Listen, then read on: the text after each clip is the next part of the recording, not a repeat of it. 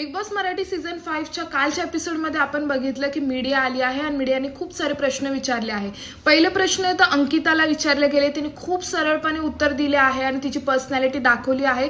खूप जेन्युइनली खेळते. माझ्या मतेने तर अंकिताला टॉप 5 मध्ये गेले पाहिजे. त्यानंतर जान्हवी किलेकरांना तर काय वाटतं, दर प्रश्नाच्या पाठी खोटं बोलत होते. खूप फेक पर्सनॅलिटी वाटते आता सध्या जान्हवी किलेकरांची. त्यानंतर येतात ड्रामा किंग जे आहे अरबाज पटेलच्या बद्दल तर काय बोलायलाच नको. आणि निकी तंबोलीने पण खूप असं तालावरती मीडियाला नाचवलं आणि प्रश्नांचे उत्तर नाही दिले.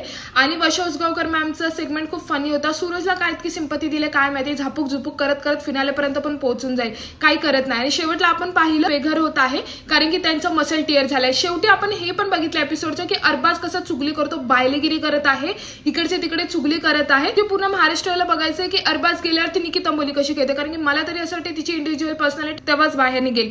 तर कमेंट करून नक्की सांगा जर तुम्हाला बिग बॉस मध्ये जायचं